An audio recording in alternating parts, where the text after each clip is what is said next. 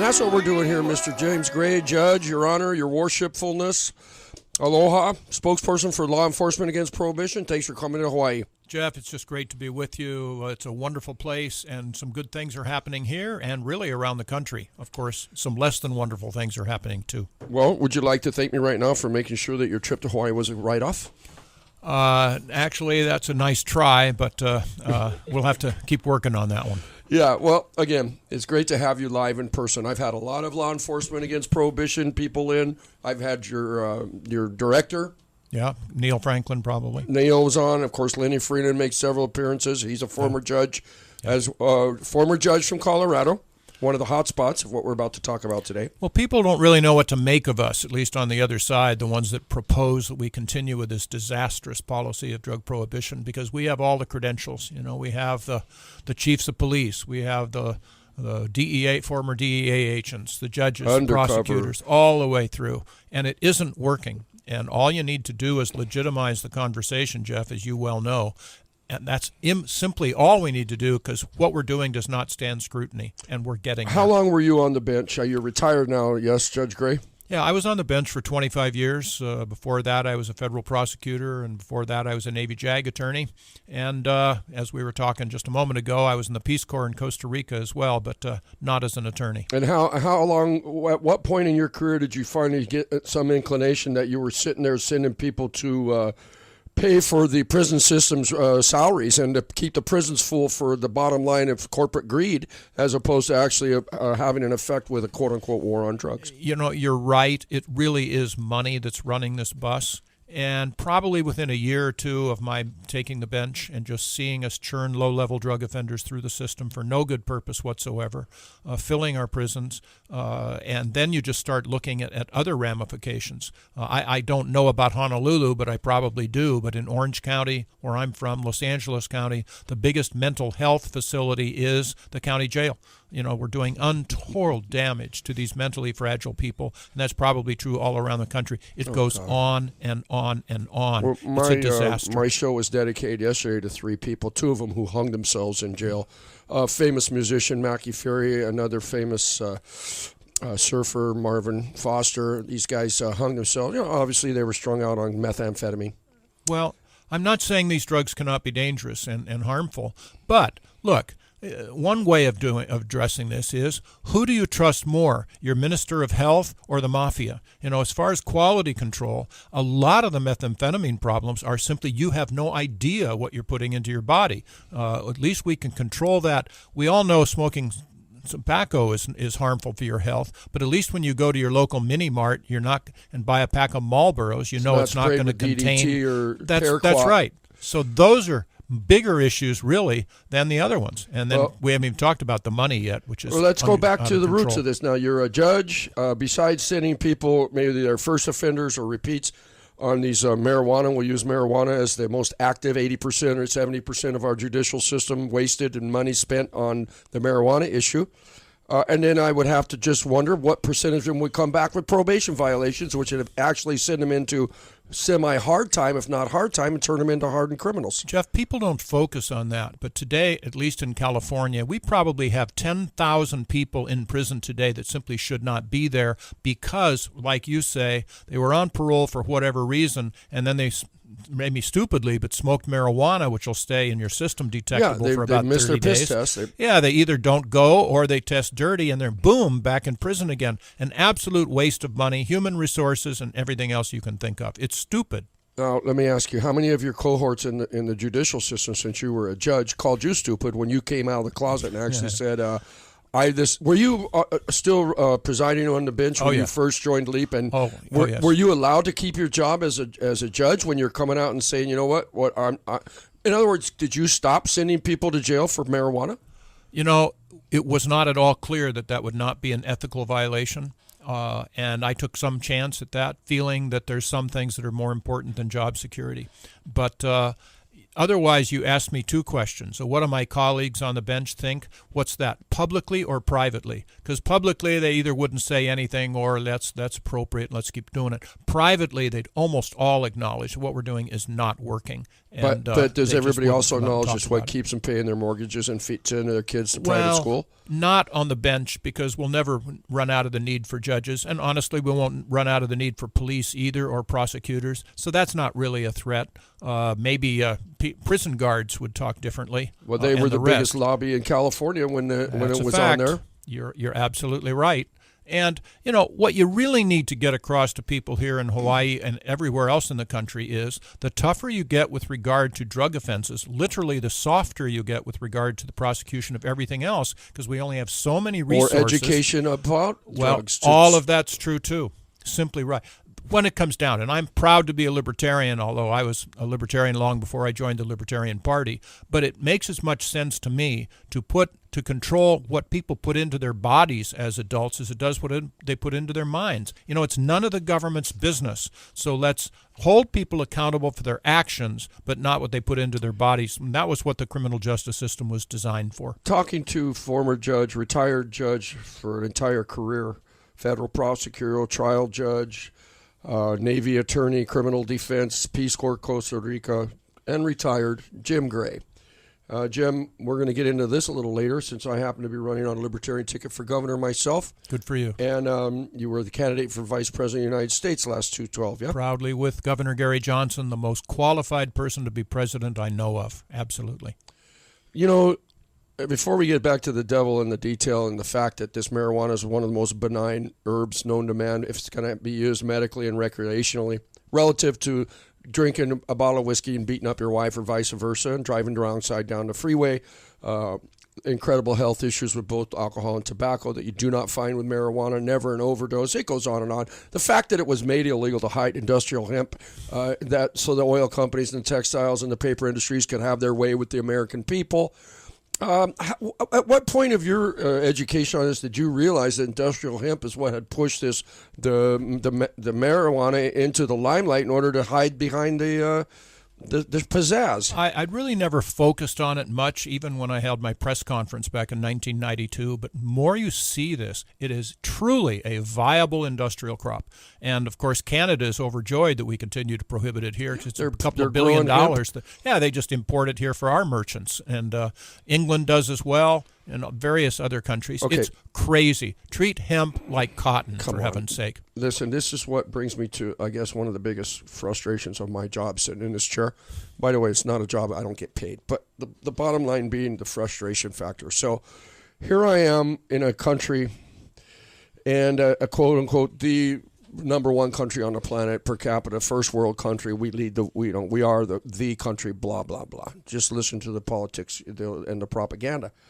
And here we have a drug that's Schedule 1, and I'll use the industrial hemp side of it, that cannot even get you high. You could smoke an entire field of industrial hemp, but it cannot get you high, yet it's scheduled as a Schedule 1. The reason being they wanted to keep it off the market, the powers that be, and since the corporate government back in the 30s and the 20s corporations owned the government way back then, they were able to stick this law in there. And so you, as a judge, I think I might have a bone to pick with you, because you went through your entire legal career. Did you not know that Schedule 1 drug couldn't get you high, but yet wasn't that the clue the fix was in? Sure. Wasn't the cat out of the bag that thing's on the list? There must be something wrong in Hootville. The more you get into this, Jeff, as you're saying, the more you see how what we're doing is absolutely stark raving stupid.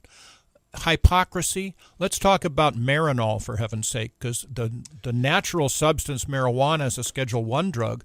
The synthetic marijuana, Marinol, is a Schedule 3 drug. It can synthetic be made from chemicals instead of from the herb That's itself. right. But why? Because it can be prescribed by medical doctors, and the answer is pharmaceutical companies cannot make money on a plant, but they can make money on the synthetic drug, so they use their muscle to have it be a Schedule 3 drug. There's hypocrisy beyond belief in this entire area.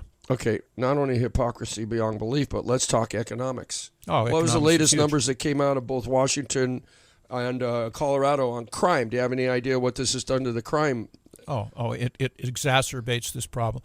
Look, I was on juvenile court for numbers of years, and I would see this. Ask yourself, have our listeners ask themselves the question, if I'm an adult drug dealer, how much risk-taking can I buy from a 15, 16-year-old kid in the inner city or anywhere else for $50 in cash? And the answer is quite a bit. It's chump change for a drug dealer, but for a kid it's a lot of money. So I recruit them into my drug dealing business and use them as gophers, lookouts, couriers, whatever, and then put tears in your eyes. As soon as their reliability is established, I'll trust them to go out and sell small amounts of drugs in their communities. Why? Because they make more money and I make more money. Yeah, and they Ask also yourself aren't going to prison for it since they're juveniles. That's true, too. Ask yourself one final question. If you have a 15, 16-year-old selling drugs in his or her community, who are they going to sell to, Jeff? You and me? Not a chance they're going to be selling to their 14, 15, 16-year-old peers, thus recruiting more children to this very lifestyle that we at least say we're trying to keep away from them, caused by drug prohibition. It's a disgusting, dastardly thing to oversee. Well, how about this? I read it in the paper yesterday. So there was an article saying how because of the success Colorado and Washington have shown, even before it's kicked fully in by any means, we got 17 other states quickly following suit. We've got them legalized in the main cities and many states. Yes. Portland, Maine, many other places, completely legal. Other states have gone this direction. It's going that direction. And in the same thing, here comes this damned politician, Jim. And Jim Gray from Law Enforcement Against Prohibition. May I approach the bench? And this guy comes in there, this politician, and says, we're ready to set up an organization to provide our young people with an illegal drug. You son of a beehive, how dare you patronize the intelligence of the average human being? If I'm not mistaken, Your Honor, isn't there already an organization called a drug cartel that does just that? You betcha. They have a vested interest in getting your 15-year-old daughter high on cocaine or methamphetamines or whatever, so they make more money on them. That's the problem. We do not see, Jeff, as you know, today, high school kids selling Jim Beam bourbon to each other in their high school campuses. But we see them selling marijuana and methamphetamines all the time because there's money in it. We don't see Mexican drug cartels raising illegal vineyards in our national forests in competition with winemakers either. They could, but there's no money in it. But they're raising illegal marijuana and other stuff all the time. It's the money. Ask Mexico, with 60,000 people died for about the last 5 years, a violent death because not of drugs, has nothing to do with drugs. It's drug money that has done it. And it's the same thing, I'm sure, here in Hawaii. I think it was 150,000 dead in Colombia alone since the war on drugs began. 87,000 of them were civilians. That's right. And didn't what's the Organization of American States? Didn't they? The OAS. That would be from Canada down to the bottom of Chile. All the presidents of these countries, and didn't they come to America and say, by the way, you guys are greedy? You're making so much money putting people in jail, but you're causing wars in our country, and we would like you to stop treating marijuana illegal. Your people want it legal. Again, Colorado and the state of Washington have made a huge benefit through all of this, because now the country of Uruguay and Mexico and others are saying, well, wait a minute, why should you make us keep these drugs illegal when even two of your states aren't doing it? So Uruguay is starting to sell drugs from the government. Vicente Fox from Mexico, drugs former president. Or pot? Drugs. No, all drugs. They're starting with marijuana, but they're talking about. Are they regulated or just putting it out to 7-Eleven? They are in effect becoming the distributor and the seller of these drugs, and they're taking away a whole lot of money from a whole lot of bad guys. Oh no, let's review. Let's let the apocalypse begin. That these governments might try to even be regulators and sell it, and let's let the world crumble to its knees. And because without those drug cartels and all those gangs and all this underground, illegal black market stuff, what would the world be without this insanity? Every drug czar we've ever had in our country has basically said, if we were to change our system, we'd become a nation of drug zombies. And I ask you, Czar McCaffrey or whomever else, if we were to legalize cocaine and give it away for free on every street corner, are you going to jam cocaine up your nose? Well, not me. It's insulting, if not silly, that we would do this. And the country of Portugal, of course, is absolutely clear that when you change your system, they did not increase drug usage at all. It stayed the same, but problem drug usage went down by 50%. And that's a good thing. Again, I'm talking with former and retired Judge Mr. Jim Gray from Law Enforcement Against Prohibition. And I'm wondering, Jim, is this Law Enforcement Against Prohibition where you come, where you speak, Of course, you ran for the vice president and Libertarian candidate. Is this all coming from your heart? Is this a give back to the world, to your country? Yes, both. Got to be. There's beyond. no money in it, right? Oh no. There's some risks involved with this, but the most important contribution I can make to the country I love is help us repeal this biggest failed policy in the history of our country, second only to slavery, which is drug prohibition. I don't think people see the mechanics, Jim, and I think that might be part of the problem. Let me see if I got this right, and you, coming from law enforcement and the bench, help me. Mechanics being, if you regulate the hard drugs, the marijuana should be, just for my opinion, and again, I'm running for governor, so as a platform, should be available for someone over a certain age, yes. Just like alcohol is. Hands down. And yes. then, obviously, for the people who need it medically, they would be able to really fine-tune that to see what's your problem, which one of these strains is best for you. Take Sanjay Gupta's expose on the whole thing, right? But I think what they don't understand is how to put the heroin and the PCP and or the methamphetamine into the system, and I would like to throw my idea out there and have you take a shot at it. So, folks, from now on, it's legal, and if you want it, you can sign up and put your name right here, and we will allow you to have a certain amount that you. And if you claim you want something more, we're going to have a doctor look at you, and that's going to shut down the entire black market in these neighborhoods that are now creating 30 or 80% of our crime and burglary systems. Not to mention our violent crime, and or some idiot tapes a shotgun to the back of his girlfriend's head because he's stoned out for 4 days on methamphetamine. Okay, and at that point, now that everybody shows up every day for their heroin or their methamphetamine or whatever their drug of choice is, when they hit bottom, as they are wont to do, they hit bottom. That's how they get rehabilitated. You gotta want it. They're surrounded by the health and the professionals. They're there. There's a safety net just waiting for these people that right now all they've got left is a gutter and their families who don't trust them. All of that is right. Bring people that are having drug problems closer to medical professionals that can help them instead of making them automatic criminals and pushing them farther away. But the beauty of our system, in fact, is federalism. And that means you allow each state to decide how best to serve and protect its people. What you are suggesting, I think, is a marvelous idea, and I would recommend it here in Hawaii or Nebraska or California or otherwise, but maybe Ohio will come up with something different. We'll see what works and what doesn't. Back on this campaign just in 2012 with Governor Gary Johnson running as a Libertarian for president, he would say routinely, and he's right, look, that will result in some marvelous successes in some other states that can be copied and maybe some failures that can then be avoided. That's the beauty of our system. Why is my glass half empty, Jim, considering those successes have already occurred in other countries, let alone Absolutely. states? Now, how can American people be so bag over our head that when other countries implement these quote-unquote forward-thinking disciplines, and it works, why wouldn't we just all turn around and say, damn, you're right, it works. We can get... Let me ask you, Mr. and Mrs. Matsumoto. You're 80 years old. Have your house ever been broken into? Yes, it's been broken into 3 times. They keep coming back. Yeah. Would you like crime to drop 80%? Sure. Would you like to get these people off the street? Would you like to help these people? Answer, yes, yes, yes. How about but why can't our politicians have the nerve or the common sense to put this in front of people? Do you know why? I have an answer, and it's just between us. There's no one else listening, is there? No, we'll keep it on the queue. Okay.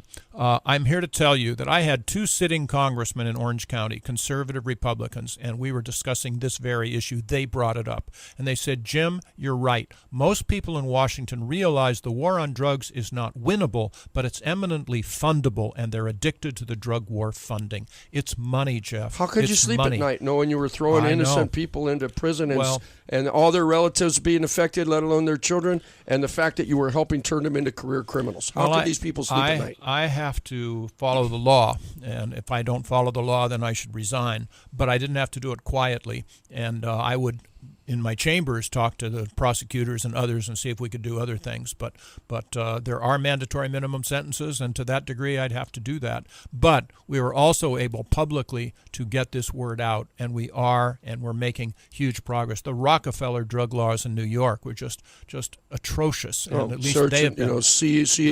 You're black, you're searched. That's right too. That stop and frisk stuff, which is a violation of our Constitution. It's not what America stands for. So we've got not to talk the truth, and go back to principles makes us great. What is that?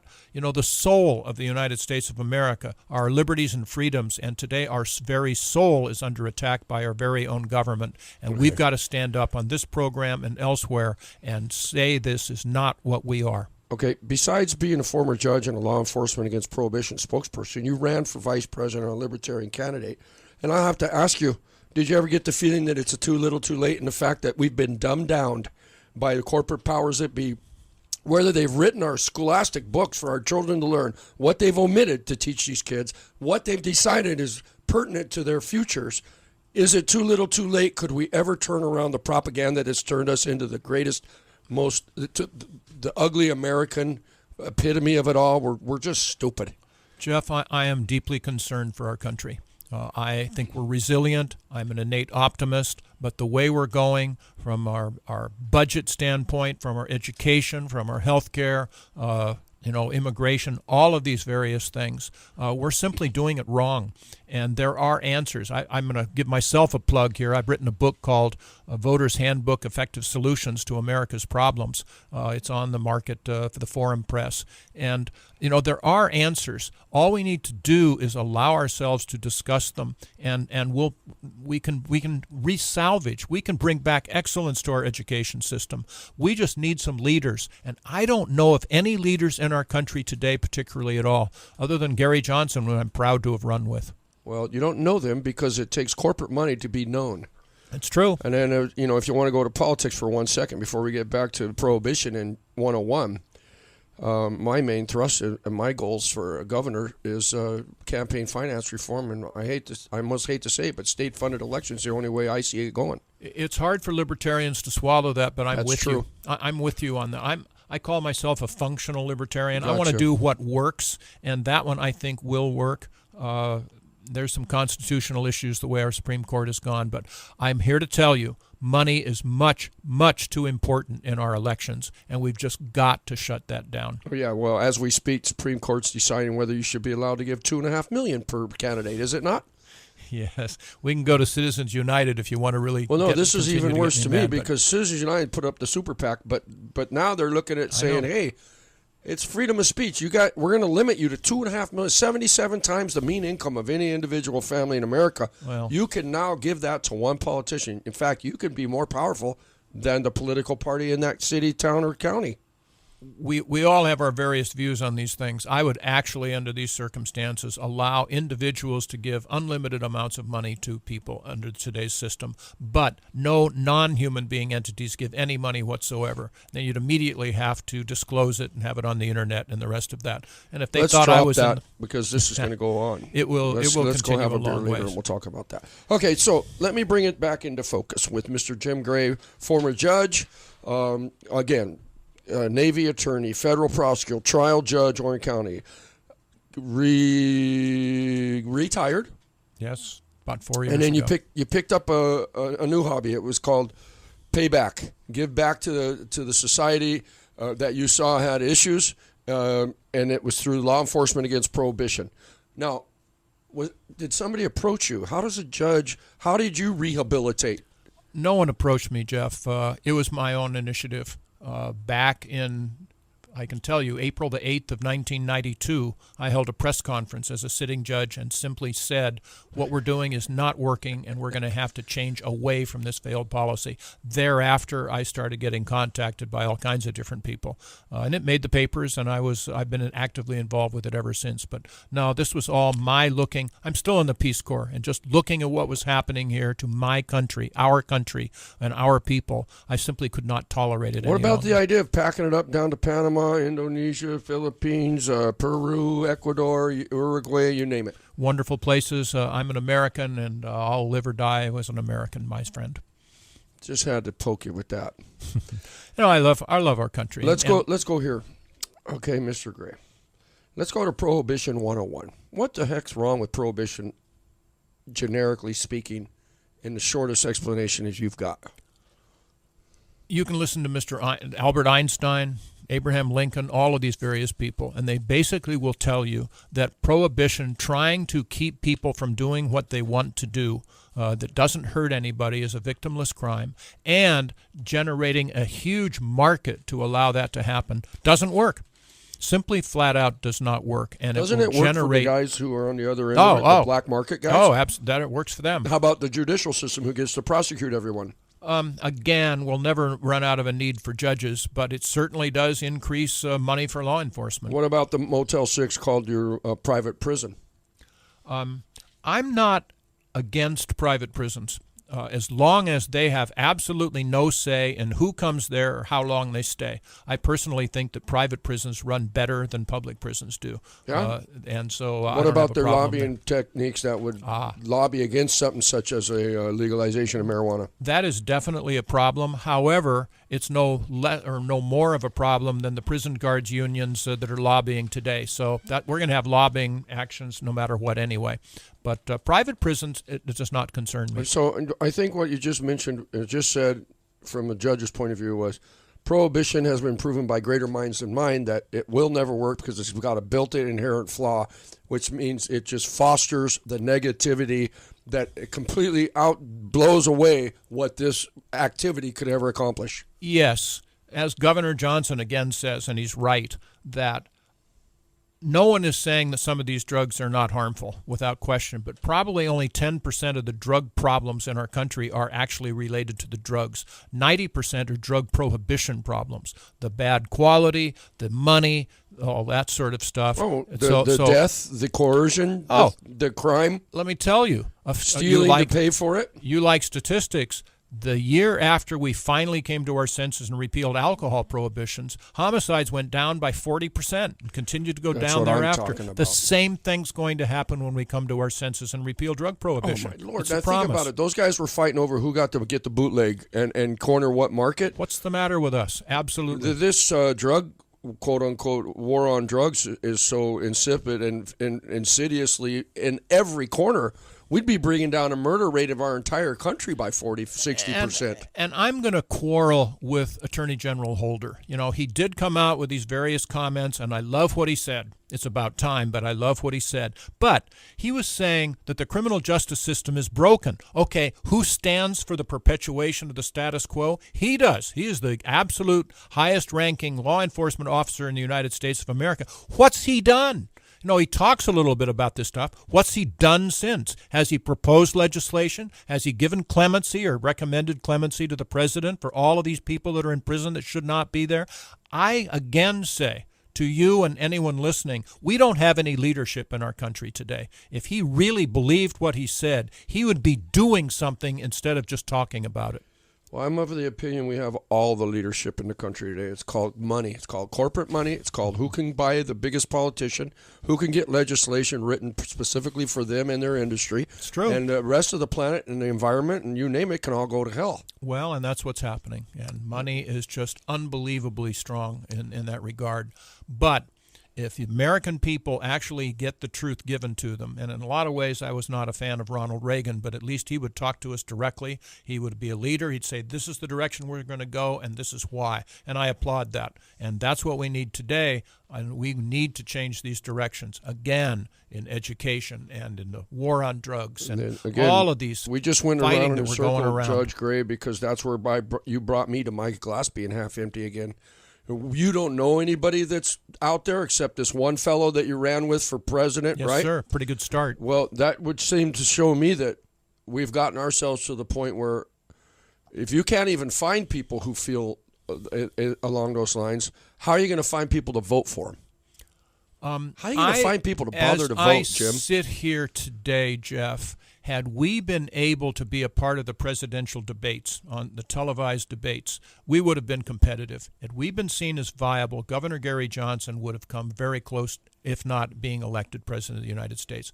And we have a plan. I'm trying to get him to run for president in 2016. We're going to go for that Presidential Debates Commission and change their rules with their sponsors, with the law, whatever it needs to take. It is un-American to keep someone who is in a party on 48 states of the United States of America and not have a seat at the table. So what you just told me is that indeed my glass shouldn't be so empty, that the people of America are not that stupid, that if Gary, for instance, and yourself had gotten more public attention, that the people would have seen the light, would have seen reality, I believe that they're not that stupid, they're not that brainwashed after all? I believe that.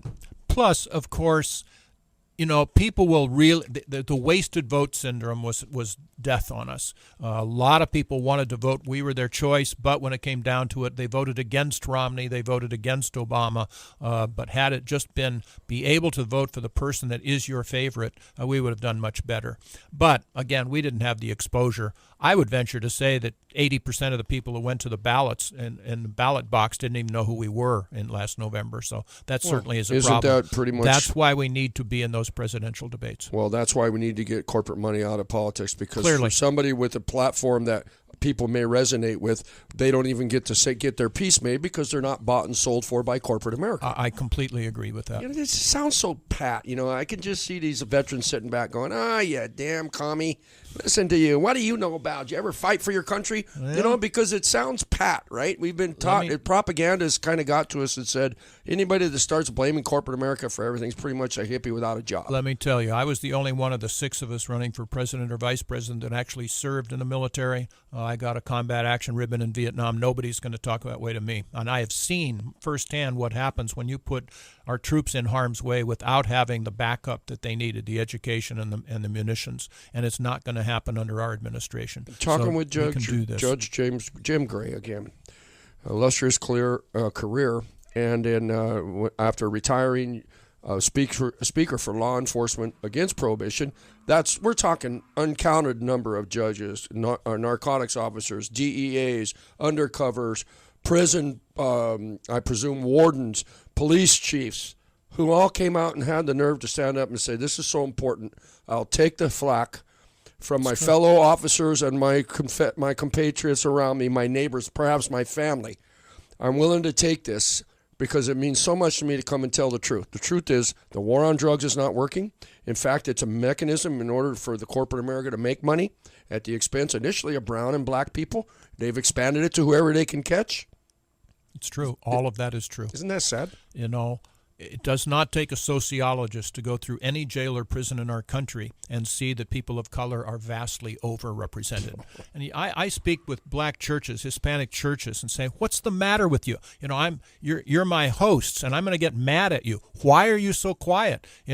People like me, you don't find people that look like me in prison as much, nearly as people that look like you. Stand up and let's turn this around. This is a war on people, not a war on drugs."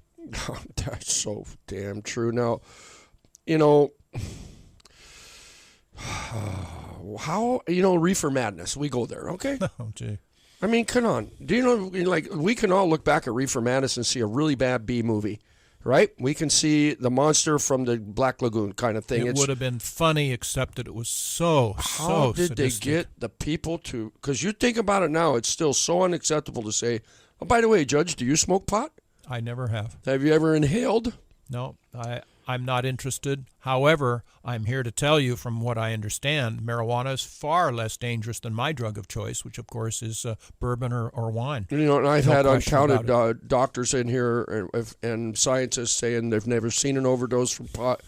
Relatively speaking, you don't see that. And, of course, there's Schedule 1. I've had emergency room doctors in here say, I've seen everybody die in front of me except for one Schedule 1 drug. No one's ever died from pot. In fact, I don't see them in the emergency room from pot. No, I mean, you go back to George Washington and Thomas Jefferson and all those folks, and they raised hemp, and they'd smoke. They'd smoke what was marijuana back then. It goes back thousands and thousands of years. I mean, let's don't go into the endocannabinoids and the exocannabinoids. And I've been over it. My listeners have heard it. Of course, I got into this and got my education. I recommend any of you out there do the same by using a computer. Don't listen to what other people in their agendas might have to tell you. You'll get your own opinion if you go do some research. Mine came from the Roger Christie story. He's still in the federal prison. They kept him there for 3.5 years until they wore him down to the point and they said, look, you still don't have anything on us. and we could possibly send you and your wife you'll stay in prison. She'll go to prison. How's it like the plea bargain? And they finally wore the guy down to a plea bargain.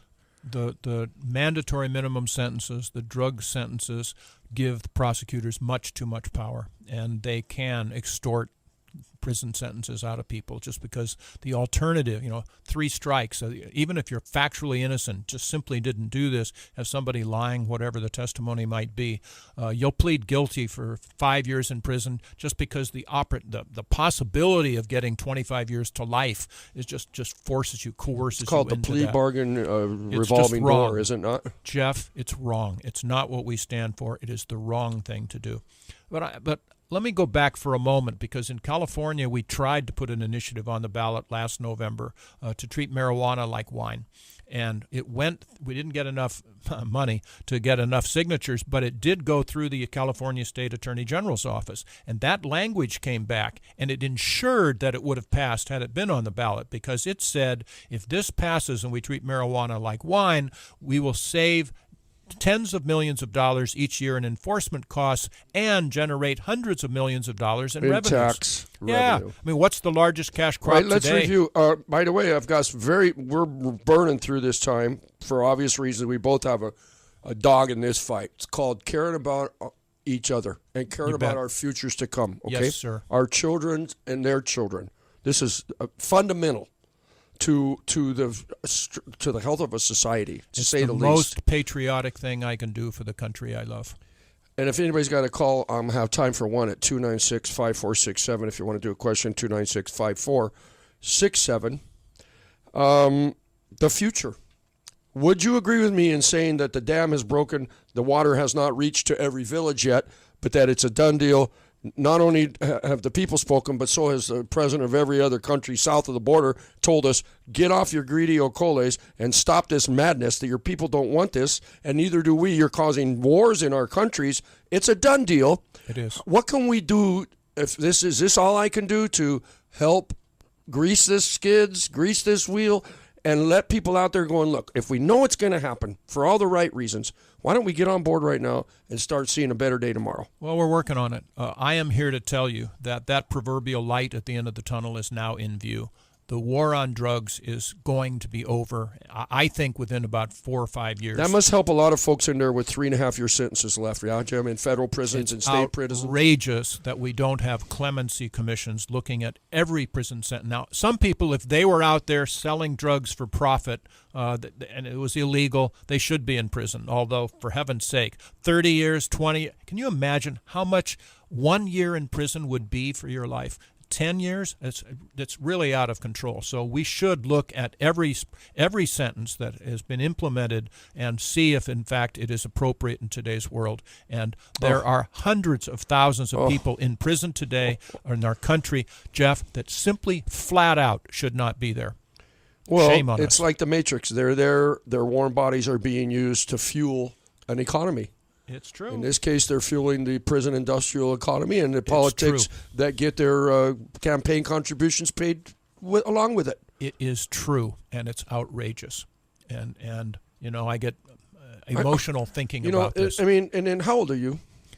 I am 68 years old. So let's send you down to the Rotary Club or to the Lions Club. Let's send you down to the Elks Club, where we've got retired people often known to congregate. And let's put you and just give you a speech at the Elks Club. What kind of a reception do they give you at a place like that? I've spoken to every Elks Club, Rotary Club within 15-mile radius of where booing? I am. Not a chance. Only it depends what you do. How many people want to legalize marijuana? If that's what you come in, their minds will freeze. You get nowhere. However, invariably what I do is say, okay, forget my experience. Use your own insights. How many of you believe that we in the United States of America are in better shape today than we were 5 years ago with regard to this critical issue of drug abuse and all the crime and misery that goes with it? No one raises their hands. Now they're with me, and then we talk. As a spokesperson, former Judge Jim Gray, Law Enforcement Against Prohibition, all this talk about marijuana. You guys seem to me, like you said, a functional libertarian. You seem like a functional leap guy. You're going along with this, but this carries way beyond marijuana. Yes, it does. The word is against prohibition. Correct. Talk to me about that for a second. We got 2 minutes. 2 minutes. There are programs today, like you were saying earlier, that are working. Switzerland actually has a medicalized program for heroin-addicted people that went in the late 1990s, and it reduced crime by 2/3 in the neighborhood surrounding the clinics. It reduced the actual drug usage also, because if they were no longer selling to support their habits, so drug usage went down. Emulate that program. Use programs of that kind. Holland has done the same thing with regard to their decriminalization. Portugal, demonstrably the same way. And then again, so that's there's a simple hope here. answer. Now, what's the problem? The problem is we've been propagandized by our government to feel that any mention of these things, that's drugs. That's drugs. The mention it's a panic. Has a connotation that you don't care if my 12-year-old daughter buys cocaine in a vending machine across from her elementary school. And that is something fostered upon us by our own government. That's right. We're fighting decades of rhetoric. And then you're like, you fought for us. You have a medal for being wounded or in battle or whatnot. You went to Vietnam. You mentioned you're in America and it's all about America. How do you feel about your country from the top 1% of it? Well, I am optimistic that we can turn out of this tailspin that we are now in. All right. I figure if they go to your book, they can help. And your title is? Well, there are a couple. One is Why Our Drug Laws Have Failed and What We Can Do About It. And another, which talks about other issues, is A Voter's Handbook, Effective Solutions to America's Problems. Go to Google General Search and push in Jim Gray, Judge Jim Gray will do it. Leap would do it as well. All right. Thank you. Thanks for coming in. Thanks for our Lello crew for coming in. I hope some folks get an education. Pleasure to meet you. Go to judgejimgray.com and we'll talk more. JudgeJimGray.com, and thanks for doing what you've done and what you do. Jeff, keep doing it. Thank you. Good Aloha, I'm your solar guy. That was quite an interview about something that could solve a lot of Hawaii's problems. Aloha. Have a great weekend. I'll be back tomorrow at the same time. If you need me, it's 554-7200, 554-7200. Did I mention I am the solar guy? Aloha.